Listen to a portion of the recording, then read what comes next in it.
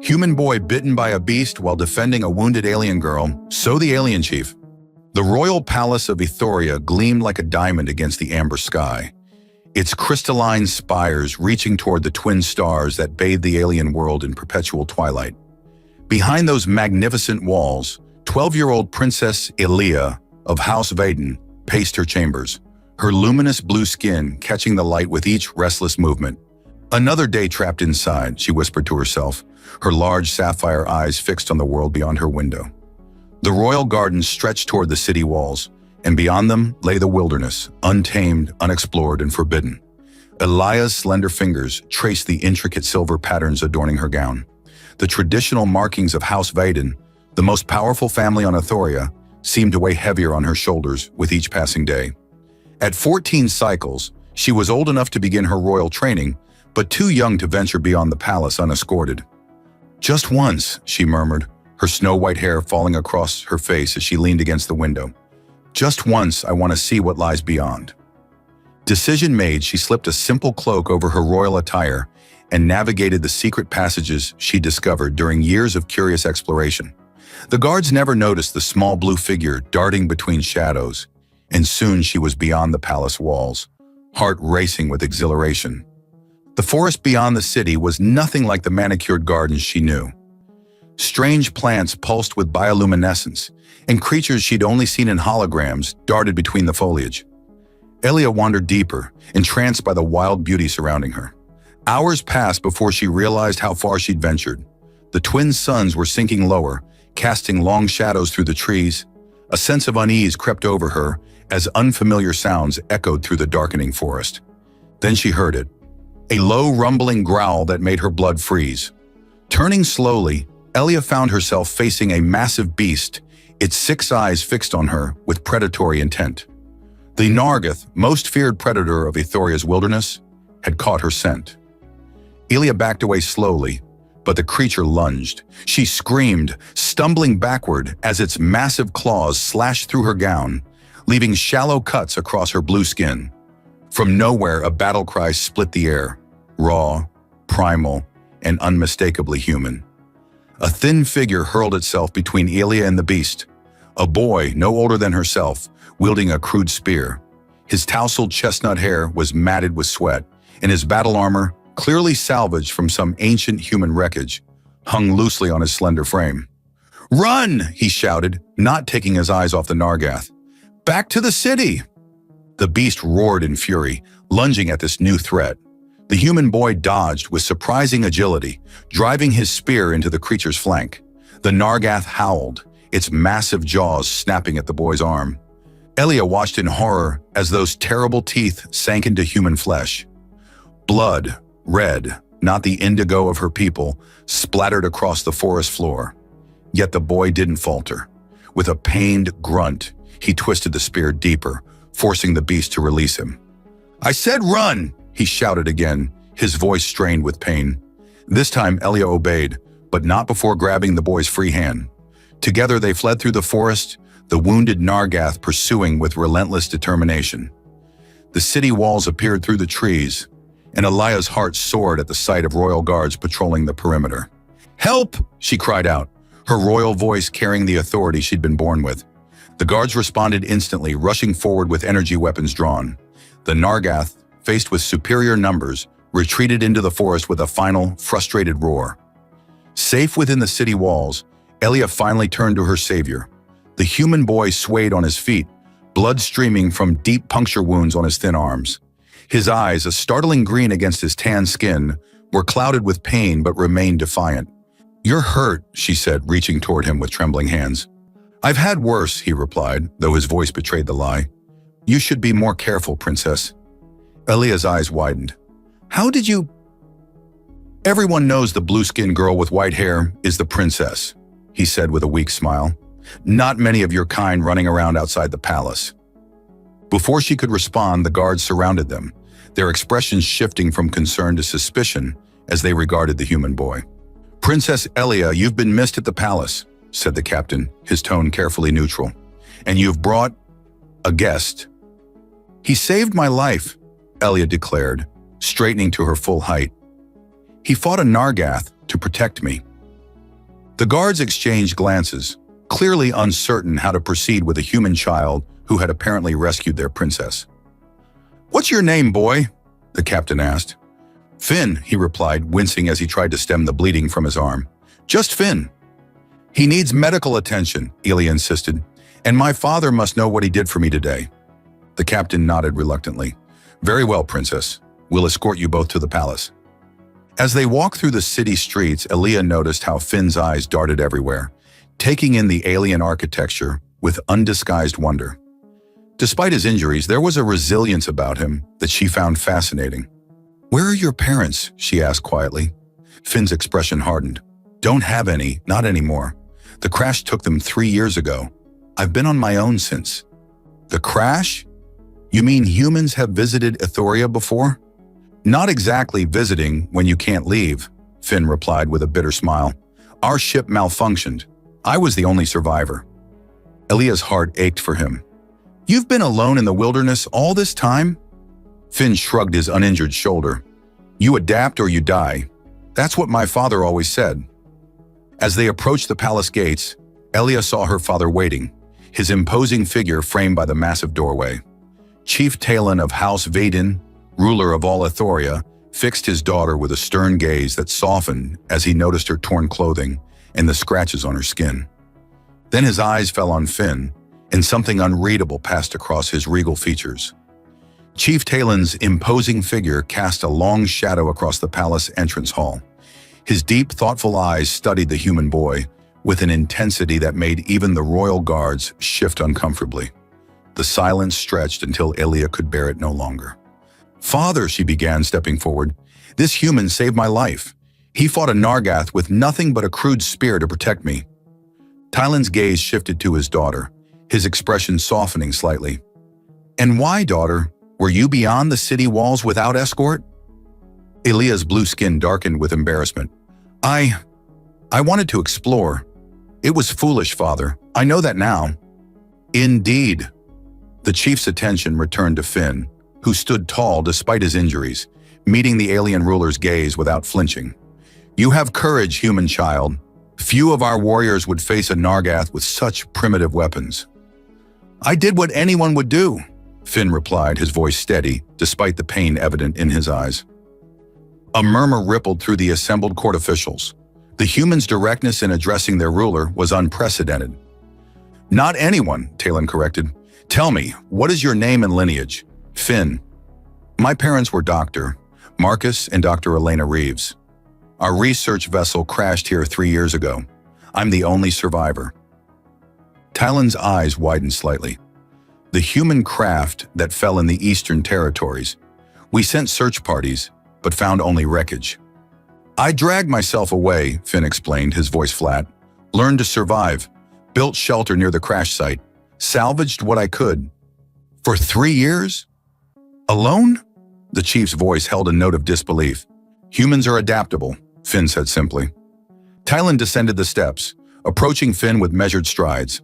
The court watched in stunned silence as their ruler circled the human boy, examining him as one might a rare artifact. "You're injured," Talon observed, noting the blood still seeping from the Nargath's bite marks. "It's nothing," Finn insisted, though he swayed slightly on his feet. "Father," Elia interjected, "he needs medical attention. The Nargath's bite." "Yes, of course." Talon gestured to his personal healer, who hurried forward. "Tend to his wounds." As the healer approached with a medical scanner, Finn tensed, his hand instinctively moving to the crude knife at his belt. "It's all right," Elia assured him. "They're just going to help you." Finn relaxed marginally, allowing the healer to examine his injuries. The scanner hummed, projecting holographic images of the damage beneath his skin. "The venom has already entered his bloodstream," the healer reported, "but his physiology, it's fascinating. His body is already neutralizing the toxins. I've never seen anything like it."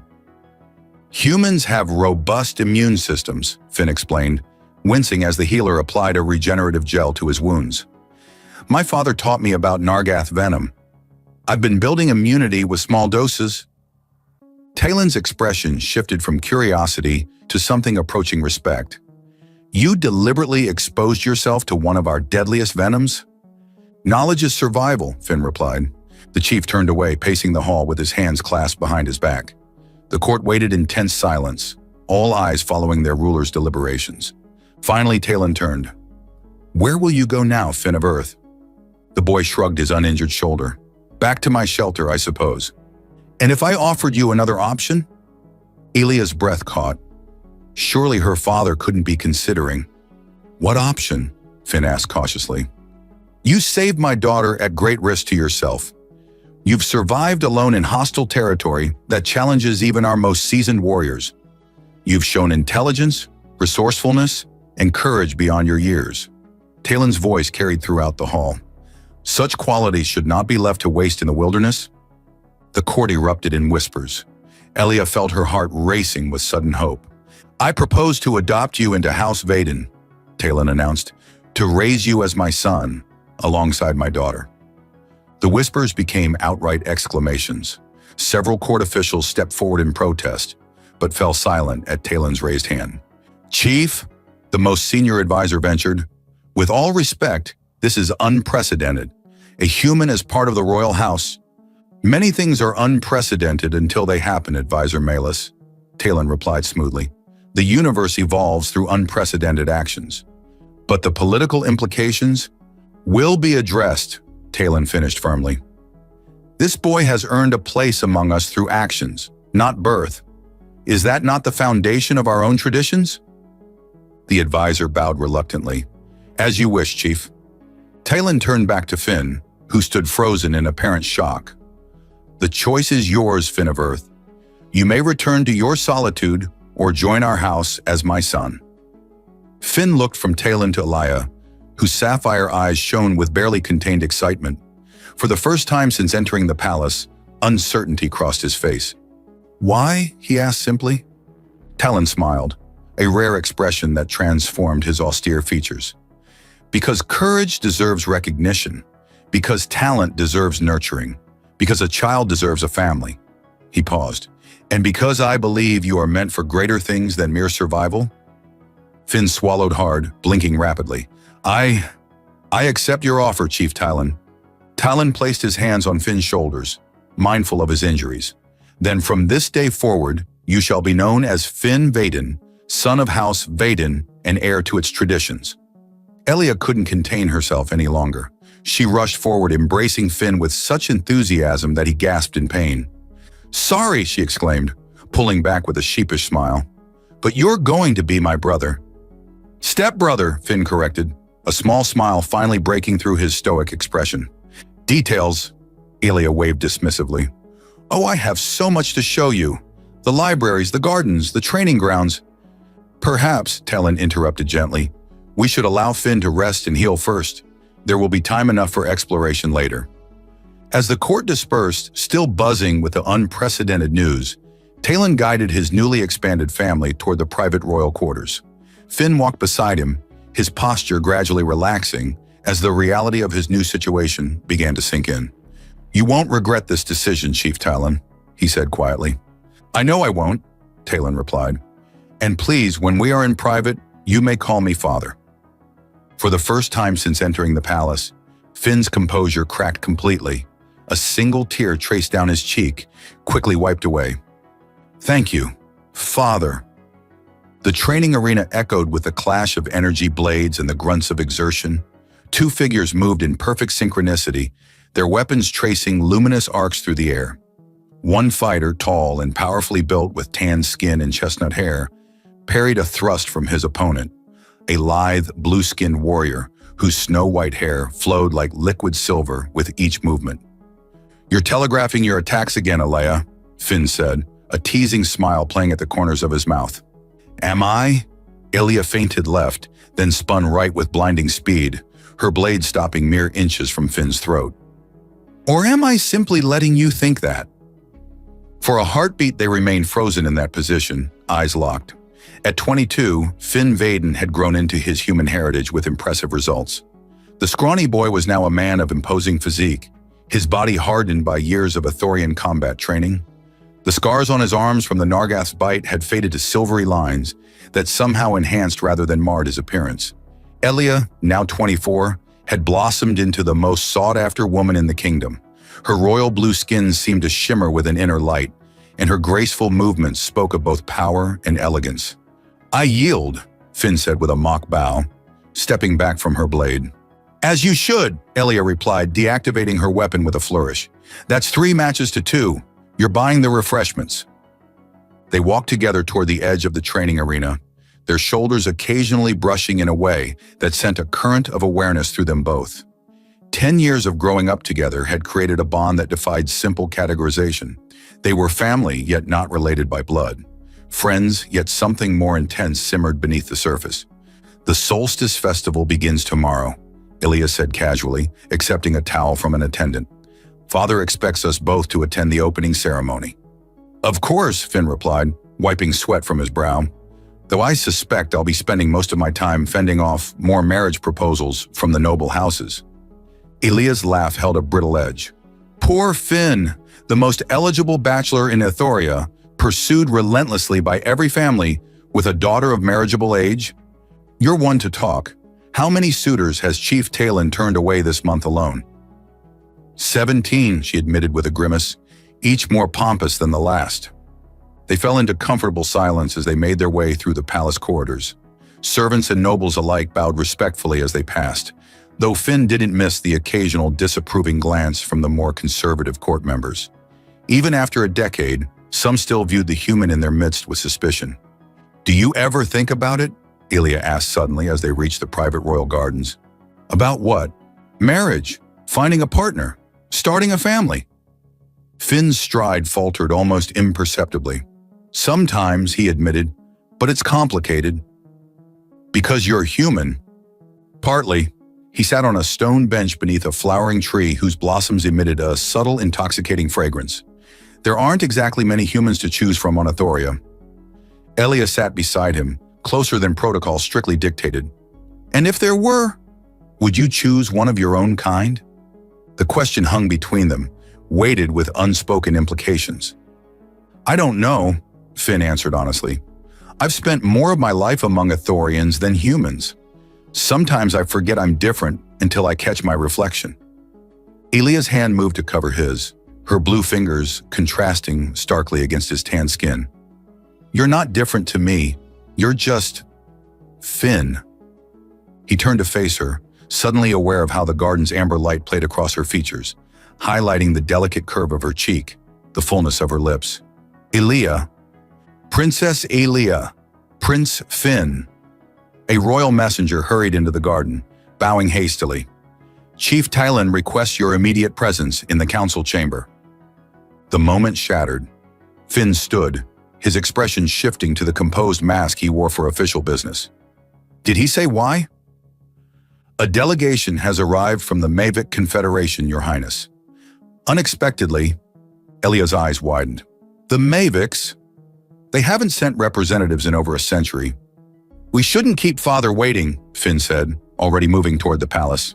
As they hurried through the corridors, Elia caught Finn's arm. "We'll continue our conversation later," she said, her voice low and tinged with something that made Finn's pulse quicken. "Yes," he agreed, "we will." The council chamber hummed with tension when they arrived. Chief Talon sat on his ceremonial throne, his expression grave as he conversed with 3 tall, gaunt figures whose gray skin seemed to absorb rather than reflect light. The Mavic delegates turned as Finn and Elia entered, their pupil-less white eyes widening slightly at the sight of the human. "Ah, my children," Talon said, gesturing them forward. "Ambassador Neth, may I present Princess Elia and Prince Finn of House Bitten." The lead Mavic inclined his head in a minimal gesture of respect. "The princess's beauty is as renowned as her wisdom," he said in a voice like dry leaves rustling. His gaze lingered on Finn. "And the human prince, your reputation precedes you as well." "Ambassador," Finn replied with a formal bow, "Ethoria welcomes the Mavic Confederation." "Indeed," Neth said, though his tone suggested otherwise. "We come bearing news that concerns all worlds in this sector, including your adopted home." Talon gestured for everyone to be seated.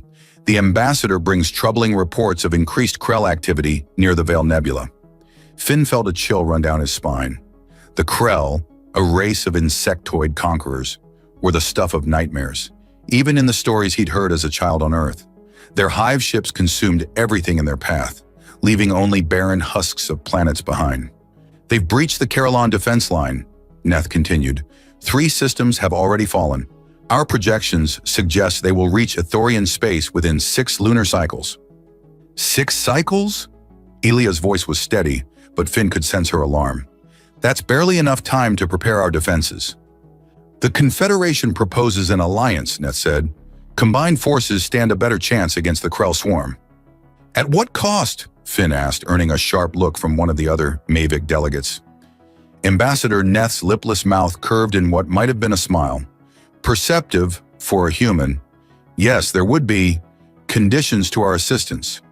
As the diplomatic discussion continued, Finn felt Elia's hand find his beneath the table, their fingers intertwining out of sight of the others. Whatever was developing between them would have to wait. A greater threat loomed on the horizon, one that would test not only their feelings for each other, but the very survival of their world. Absolutely not, Finn's voice echoed through the private royal chambers, his fist slamming against the ornate table. You can't seriously be considering this, Father.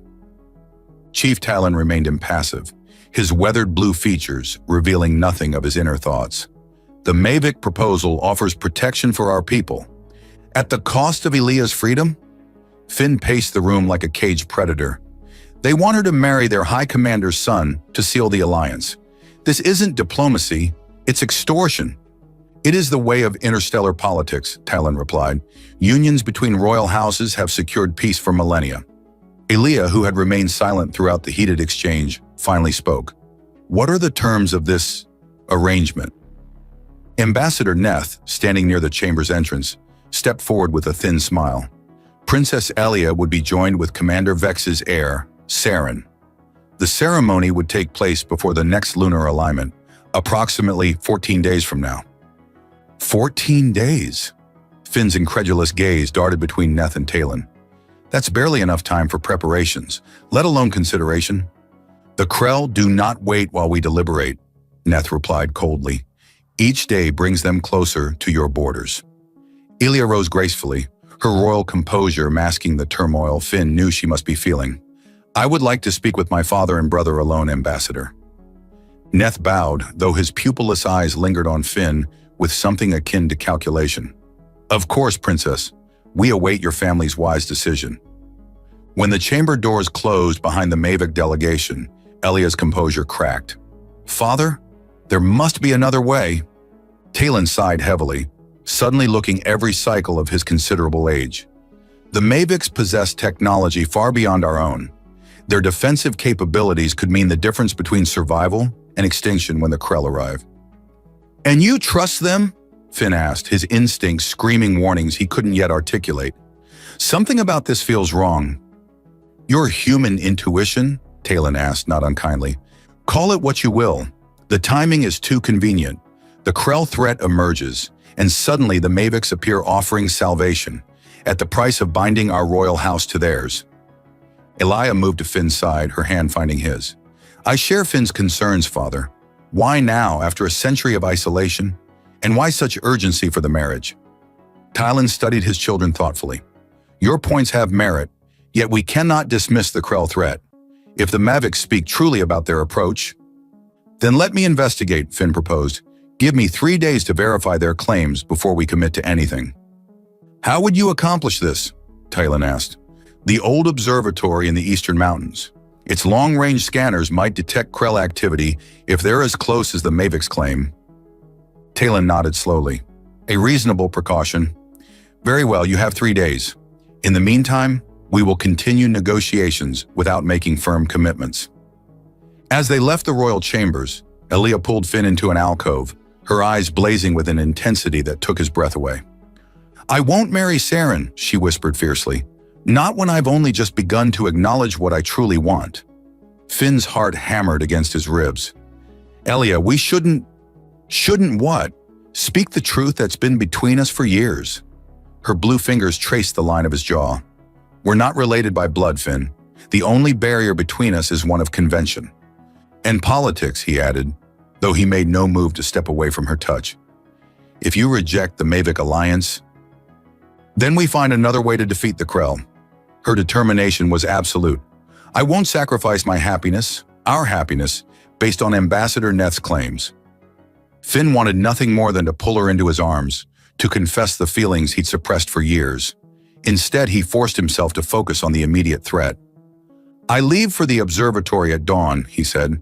If I can prove the Mavics are lying about the Krell, then what? She challenged. What would it change between us?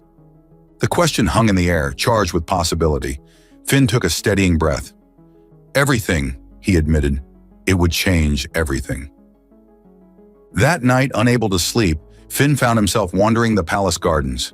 The twin moons of Ithoria cast silver blue light across the exotic flora, creating shadows that danced with each gentle breeze. Troubled thoughts, Prince Finn? He spun to find Ambassador Neth emerging from behind a flowering shrub, the Mavic's gaunt figure eerily illuminated by the moonlight. Ambassador, Finn acknowledged with forced politeness, it's late for diplomatic discussions. Indeed, Neth glided closer. Yet sometimes the most honest conversations happen in darkness. And what honest conversation did you have in mind? Neth's lipless mouth curved upward. I've observed your concern regarding the princess's proposed union with Saren. Perhaps we could discuss an alternative arrangement. Finn's suspicions flared. What kind of arrangement? One that might better serve all parties. Neth's voice dropped to a conspiratorial whisper. The Mavics have studied humans extensively. Your species possesses unique qualities. Adaptability, resilience, qualities that might prove valuable against the Krell. Get to the point, Ambassador. Simply this. Your cooperation in certain scientific procedures could eliminate the need for Princess Alea's sacrifice. Finn's blood ran cold. Scientific procedures? Nothing too invasive, Neth assured him with a wave of his long-fingered hand. Merely tissue samples, genetic material. The Mavic Confederation has long theorized that human biology holds the key to weapons that could devastate the Krell hives. And if I refuse? Neth's expression hardened. Then the original terms stand. The princess weds Saren, and Ithoria receives our protection, such as it is. The implied threat wasn't lost on Finn. You speak as though your protection might be conditional. All things in the universe are conditional, Prince Finn. Neth bowed slightly. Consider my offer. We depart in 3 days' time and expect an answer before then. As the ambassador glided away, Finn remained motionless, his mind racing. The encounter confirmed his suspicions. The Mavics couldn't be trusted.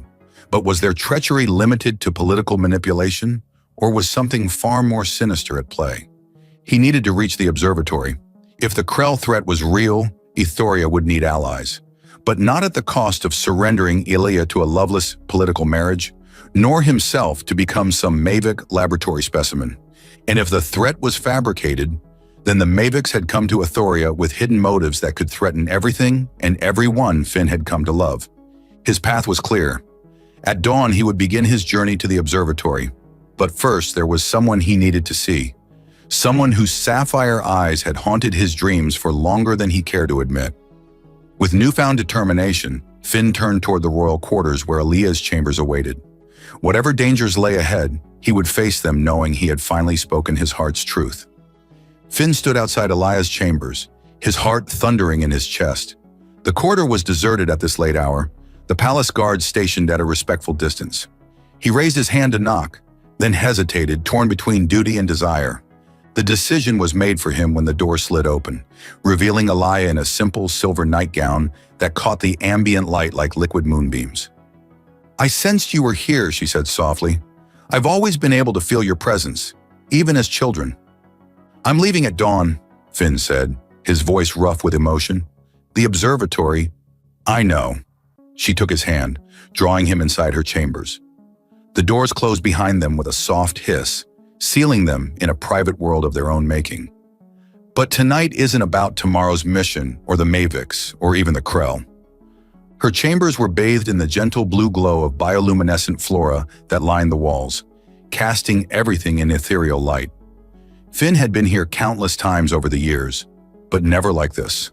Never with the electric tension that now crackled between them. Neth approached me in the gardens, Finn said, forcing himself to focus on the danger at hand. He offered an alternative to your marriage. They want to study me, my human biology. For weapons research, he claimed. Elia's eyes widened. You see? They never intended a true alliance. Whatever they want from Euphoria, it involves you as much as me. All the more reason I need to reach the observatory. If I can prove the Krell threat is real but not as imminent as they claim, then we expose their deception. Elia moved closer, her scent, like night-blooming flowers with an undertone of something uniquely her, enveloping him. But if you're right about their treachery, you'll be in danger the moment you leave the palace. I've faced danger before, he reminded her with a half-smile. Not like this. Her fingers traced the faded scars on his arms, remnants of the Nargath attack that had brought them together a decade ago. Not alone. The touch of her fingers against his skin sent currents of warmth through his body. What are you suggesting? That you don't go alone. Her sapphire eyes held his with unwavering determination. We go together. Elia, no. If something happened to you, and if something happened to you, she countered, do you think I could bear it, knowing I might have prevented it? Her hand moved to his chest, resting over his heart. 10 years ago, you risked everything to save me. Let me stand with you now.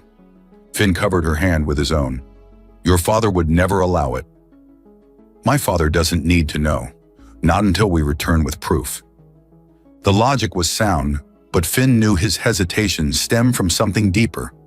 The fear that once they crossed this threshold, there would be no returning to the comfortable boundaries that had defined their relationship for a decade. As if reading his thoughts, Elia stepped even closer. I'm tired of pretending, Finn. Aren't you? Tired of acting as though what's between us is merely familial affection? We were raised as siblings, he said, the words sounding hollow even to his own ears. But we've never been just siblings, have we? Her fingers traced the contour of his jaw. Not in our hearts. The last of Finn's resistance crumbled. He pulled her to him, one hand cradling the back of her head as his lips found hers. The kiss was tentative at first, then blazed into something primal and consuming. Her skin was cooler than a human's, creating an exquisite contrast against his warmth. When they finally broke apart, both breathing heavily, Elia's luminous skin had darkened to a deeper blue, the Ithorian equivalent of a blush. I've wanted to do that for years, Finn admitted. Why didn't you? She asked, her fingers tangling in his hair.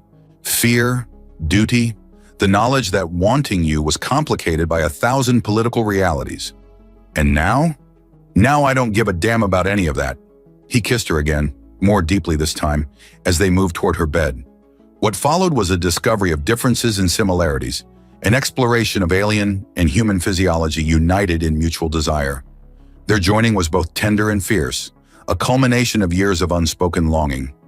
Afterward, they lay entwined in the tangled sheets, Elia's head resting on Finn's chest as he traced patterns along the curve of her spine. That was, she began. Different? He suggested with a smile. She laughed softly. Extraordinary. Are all humans so passionate? I wouldn't know. You're the only woman I've ever wanted. She propped herself up on one elbow, studying him with newfound wonder. Do you realize what this means for us? For Euphoria? The reality of their situation came rushing back. It means we have even more reason to expose the Mavik's deception.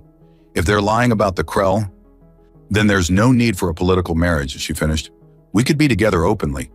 And if they're not lying, if the Krell really are coming, Elia's expression grew solemn. Then we face that threat together too, but not through their manipulations. They spent the remaining hours of darkness planning their journey to the observatory, interspersed with tender moments of rediscovery. As the first light of dawn crept through the windows, they reluctantly separated to prepare for departure. Meet me at the eastern postern gate in 1 hour, Finn said, pulling on his combat suit. Pack light. We'll travel faster that way. Elia nodded, already gathering essentials. Be careful. The Maviks may be watching you. Let them watch, Finn replied with grim determination. They'll learn what happens when you threaten what a human holds dear.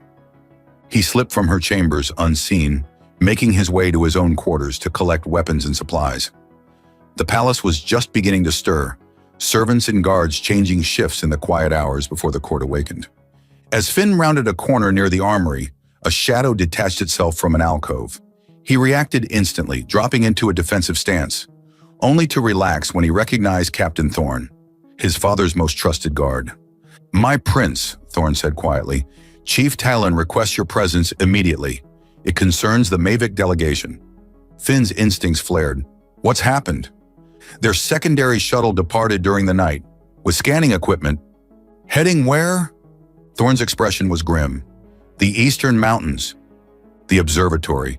The Mavics were already moving to intercept him, or worse, to destroy evidence before he could find it. "Tell my father I'm on my way," Finn said, his mind racing. He needed to warn Elia to change their plans. Whatever game the Mavics were playing, it had just become deadlier. "We need to change our plans," Finn whispered urgently as he slipped into Elia's chambers. She was dressed in practical expedition gear, her white hair tied back in a warrior's braid. "What's happened?" she asked, immediately alert. "The Mavics sent a shuttle to the observatory last night. They're trying to beat us there." Elia's eyes narrowed. "Then we must move quickly. The eastern gate will be watched." "The maintenance tunnels," Finn suggested. "They lead beyond the city walls. We can emerge near the forest edge and make our way to the mountains from there." They gathered their supplies and moved swiftly through the palace's hidden passages, pathways they'd explored as children playing elaborate games of stealth and discovery. Now those same skills might save their lives and possibly their world. Chief Talon was waiting for them at the tunnel entrance, his expression grave but unsurprised. "Father," Elia began, "we can explain." Talon raised a hand. "There's no time. Captain Thorn has informed me of everything." He fixed his gaze on Finn. "You were right to be suspicious. Our intelligence officers intercepted communications between the Mavic shuttle and their main vessel. They're not what they claim to be." "Biological harvesters," Finn said, the pieces suddenly falling into place. "That's why Neth was so interested in studying me. The Mavics collect genetic material from species across the galaxy." "Yes," Talon confirmed, "and apparently human DNA is particularly valuable to them. Something about your adaptive immune response, especially yours, Finn. The Nargath venom you survived as a child has made you uniquely interesting to them." Ilia's hand found Finn's, squeezing tightly. "And the Krell. Are they real?" "Very real," Talon said grimly. "But the Mavics aren't fleeing from them. They're controlling them, using them as weapons to soften targets before they harvest what they need." Finn felt cold rage building inside him. They planned to sacrifice Ithoria to the Krell while taking what they wanted from us. "Precisely, which is why you must reach the observatory. The Mavics don't know we've discovered their true nature. Their shuttle is carrying equipment to amplify a signal, likely the one that directs the Krell hive ships. If we can disrupt that signal," Elia began, "we might save not just Ithoria, but countless other worlds in their path." Finn finished. Talon handed them each small communication devices. "These are encrypted to our most secure military channel. Once you reach the observatory, contact me immediately. I'll have our forces ready to move against the Mavics. But we need proof of their treachery before we can act without risking interstellar diplomatic consequences." "And if we're too late," Finn asked, "then you do whatever is necessary to stop that signal," Talon said, his voice hardening. "The fate of our world depends on it." He embraced them both, holding them tightly for a moment. "Be careful, my children. Return to me safely." The maintenance tunnels were narrow and dark, designed for utility rather than comfort. Finn led the way, his human eyes adjusting more quickly to the darkness than Elia's. They emerged an hour later at the forest edge, the twin suns just beginning their ascent into the amber sky. "The observatory is 6 hours away on foot," Finn said, orienting himself. "If we push hard, we can reach it by midday." They moved through the forest with practiced efficiency, Finn's wilderness skills complementing Elia's knowledge of Ithorian terrain. The bond they'd forged the previous night seemed to enhance their natural synchronicity, allowing them to communicate with minimal words. "Last night changed everything," Elia said during a brief rest. "I can feel it, a connection between us that wasn't there before, or perhaps it was always there, just waiting to be acknowledged." Finn brushed a strand of white hair from her face. "On Earth, there's a belief that certain souls are meant to find each other, no matter the obstacles." "Soulmates," she said, testing the unfamiliar word. "I like that concept." Even if one soul is human and one Ithorian? Especially then. She leaned forward, kissing him with a tenderness that contrasted sharply with their urgent mission. The universe brought you to me for a reason, Finn. First as my protector, then my brother, and now as your mate, he finished, the word feeling right in a way he couldn't explain. Their moment of connection was shattered by the distant whine of engines. They ducked beneath the forest canopy as a Mavic shuttle passed overhead, heading back toward the palace. They've already been to the observatory, Finn said grimly. We need to hurry. The mountain path grew steeper and more treacherous as they ascended. By midday, the ancient observatory dome came into view, its once gleaming surface now weathered by centuries of exposure to Ithoria's elements. Something's wrong, Elia whispered as they approached. The security field is down. Finn drew his energy blade, its blue glow casting eerie shadows as they entered the observatory's main chamber. The scene inside confirmed their worst fears. The observatory's systems had been modified, new equipment grafted onto the ancient Ithorian technology. At the center stood a pulsing crystalline structure that emitted a low rhythmic hum.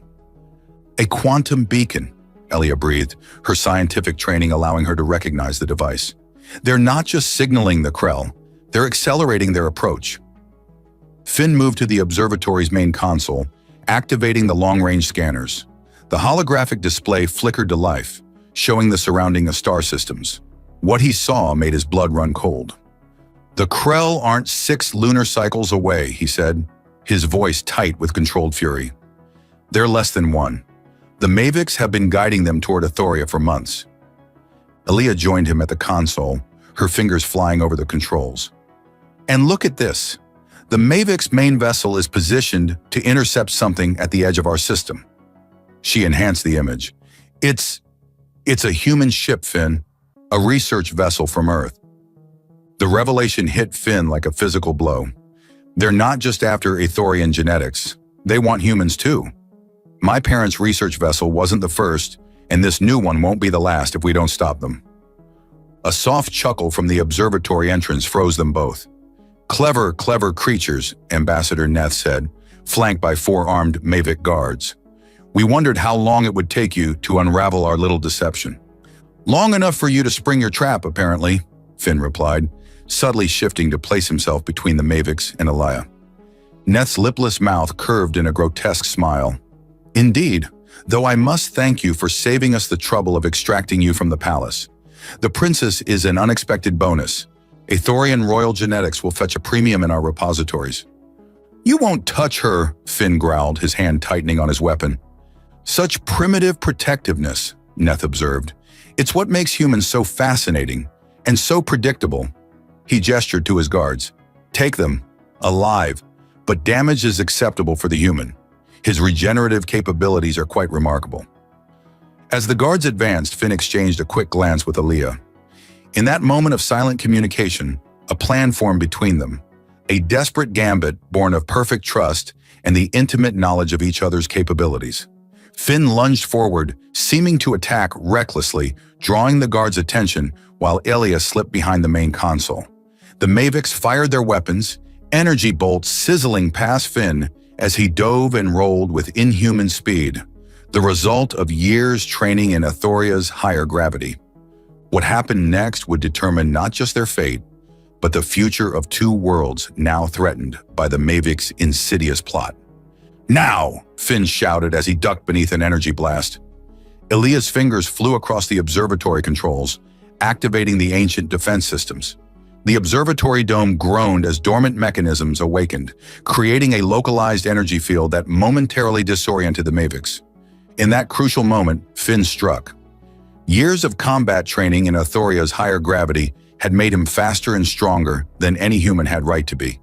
He launched himself at the nearest guard, his energy blade slicing through the alien's weapon before the flat of his boot connected with its chest, sending it sprawling. Impossible! Neth hissed as Finn dispatched a second guard with brutal efficiency. No human should move that quickly. You wanted my unique biology, Finn taunted, parrying a blast with his blade. Here's a closer look. While Finn engaged the guards, Elia accessed the quantum beacon's control matrix. I'm into their system, she called. The Krell hive ships respond to specific frequency patterns, If I can reverse the signal polarity, whatever you're doing, do it faster, Finn grunted as an energy blast grazed his shoulder. Ambassador Neth, seeing his guards falling to the humans' relentless assault, drew a concealed weapon. Enough of this. Perhaps we only need samples rather than the whole specimen. The ambassador fired, but Finn had anticipated the move. He dropped and rolled, coming up inside Neth's guard. With a savage upward thrust, he drove his blade toward the Mavic's torso, only to have it stopped inches from impact. Predictable human, Neth sneered, a personal shield shimmering around him. Your species always resorts to direct confrontation. You're right, Finn admitted with a dangerous smile, which is why I'm the distraction. Neth's pupilless eyes widened as he realized his error. He spun toward Alaya just as she executed the final command sequence. Signal reversed, she announced triumphantly. The Krell are now receiving new coordinates. The quantum beacon's hum changed pitch, its crystalline structure pulsing with altered energy patterns. On the observatory's main display, the trajectory of the Krell hive ships visibly shifted, away from Ethoria and directly toward the Mavic fleet. What have you done? Neth demanded, his composed demeanor cracking. Given the Krell new hunting grounds, Elia replied coldly. Your own ships. Impossible. The control protocols were designed by scientists who never anticipated someone like me, Elia said. Royal Ithorian education combined with 10 years of learning, alongside a human who taught me to think beyond conventional parameters. Neth raised his weapon toward her. I'll kill you for this. No, you won't, Finn said quietly. Before Neth could fire, Finn slashed his own palm with a small blade, then flung his blood directly at the ambassador's face. Droplets passed through the personal shield, designed to stop energy in solid projectiles but not liquid, and splattered across Neth's gray skin. The effect was immediate and horrifying. Where Finn's blood touched, Neth's skin began to bubble and dissolve, the Mavic's screams echoing through the observatory. Nargath venom antibodies, Finn explained dispassionately as the ambassador collapsed. My body produces them naturally now. Apparently they're toxic to Mavic physiology. Another unique aspect of my biology you might have studied. If you'd ask nicely. Aaliyah activated the encrypted communicator. Father, it's done. The Krell have been redirected toward the Mavic fleet. We've captured Ambassador Neth, what's left of him, and have evidence of their entire operation. Well done, Chief Talon's voice replied. The palace is secure. We've detained the remaining delegation without casualties. Return home as soon as possible, and be careful. There may be more Mavic agents in the area. As they secured the surviving guards and gathered evidence from the observatory systems, Elia noticed Finn staring at the display showing the approaching human vessel. Your people, she said softly, coming to stand beside him. Yes, he acknowledged. The first humans I'll have seen in 10 years. She took his hand, her blue fingers intertwining with his. Are you having second thoughts? About us? Finn turned to her, his expression softening. Never. But this changes everything, doesn't it? Earth and Ethoria, connected again after all this time. For the better, I think, she said. Two worlds united against common threats, beginning with us. He pulled her close, kissing her with all the passion and tenderness that had been building between them for years. I was meant to find you, he whispered against her lips. That Nargath attack 10 years ago wasn't an accident, it was destiny. A human concept I'm growing quite fond of, she replied with a smile. One lunar cycle later, the great hall of the Ithorian palace was filled to capacity. Chief Talon stood on the ceremonial dais, resplendent in traditional regalia, as he addressed the assembled dignitaries. Today marks a historic moment for our world, he proclaimed. The Mavic threat has been neutralized, thanks to the courage of Princess Elia and Prince Finn. The Krell hive ships have been destroyed, and a new era of cooperation between Ethoria and Earth has begun. At the front of the hall stood Captain Reeves of the Earth research vessel, Horizon, her uniform crisp and formal as she represented humanity's first official diplomatic contact with Ethoria. When we detected the distress signal from this system, we never imagined we'd find not only a new ally, but a lost son of Earth, Captain Reeves said, nodding respectfully toward Finn. The data Prince Finn provided on the Mavics and Krell will help protect countless worlds from similar threats. Finn stood tall beside Alaya, their formal attire complementing each other, his deep blue uniform adorned with Ithorian royal symbols, her flowing silver gown embellished with subtle earth motifs, a gesture of unity between their worlds. "And now," Chief Talon continued, "we come to the matter of succession. As is Ithorian tradition, the time has come for me to name my heir." He gestured to Elia and Finn. "Step forward, my children." They approached the dais together, hands joined in a public declaration of their relationship. "Princess Elia, blood of my blood, you have proven yourself worthy in every respect," Talon said proudly. "And Prince Finn, though not of our blood, you have demonstrated the finest qualities of both our worlds." Murmurs rippled through the assembly as they realized what was coming. "It is therefore my decision that you shall rule jointly after my time has passed," Talon announced. "The first dual monarchy in Ithorian history, and the first to unite human and Ithorian bloodlines." Captain Reeves stepped forward. "Earth recognizes this union and offers its full support and alliance to Ithoria. Our worlds are stronger together." As formal as the occasion was, Finn couldn't resist leaning close to whisper in Elia's ear. "Not bad for an orphan boy who got bitten, saving a princess." Elia's eyes sparkled with mischief. "I think you mean not bad for a princess who found a stray human and decided to keep him." Later that night, in the privacy of their now shared chambers, they stood on the balcony overlooking the city, the twin moons casting their silver light across the landscape. "I've been thinking about that day," Elia said, nestled against Finn's chest. "When the Nargath attacked me and you came charging in with nothing but a homemade spear." "I was terrified," Finn admitted, "but something inside wouldn't let me run away." "That something is what makes humans special," she said. "Your courage, your adaptability, your capacity for love despite differences. It's why the Mavics feared and coveted you. It's why I love you." Finn turned her to face him, his hands cradling her face. 10 years ago, your father took in a wounded human boy and gave him a home. Now that boy is a man who's found his true place in the universe, with you." As they sealed their future with a kiss, the stars seemed to shine brighter over Ithoria, a world forever changed by a human boy's courage and an alien girl's curiosity, and the love that had grown between them against all odds. In the royal archives, a new entry was recorded that night.